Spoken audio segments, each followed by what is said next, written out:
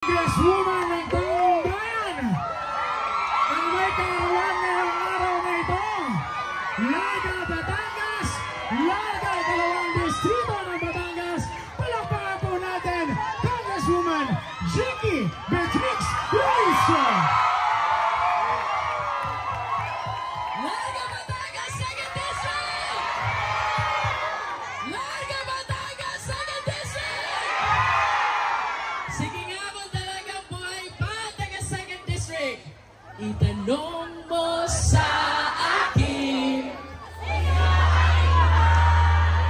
Itanong mo sa akin. Sabay-sabay tayo! Ikaw ang pag-ibig na walang hangganan, ang aking tunay. I love you, Batangas, 2nd District! I love you, Batangas, 2nd District! Pinakamalakas ang palakpakan, sigaw! Pasensya na po kayo, iniraos ko lang ang aking mga kadistrito.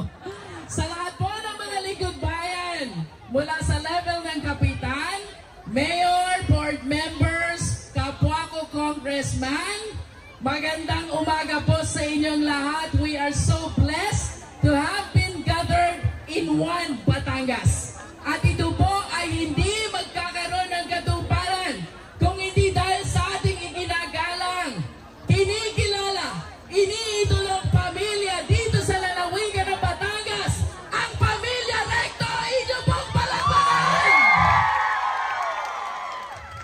Noong ako po'y bata, ako'y pilman niya na.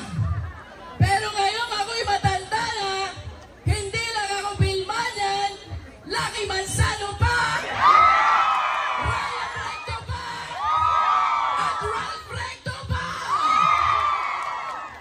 I feel so blessed to be part of this team sapagkat ako po'y naniniwala na sa leadership ng ating pong nag-iisa ating ginagalang na Finance Secretary, Ralph Recto, tunay na lalong uunlad at kikilalanin ang lalawigan ng Batangas!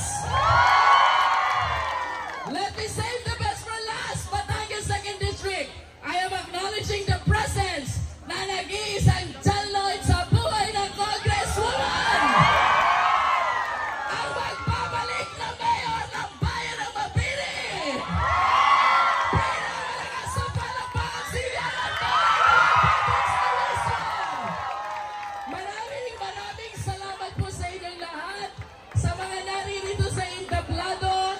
Maraming salamat po kay Secretary Ralph, Governor V, sa lahat ng mga kapwa ko Congresswoman, Congressman, Bukal.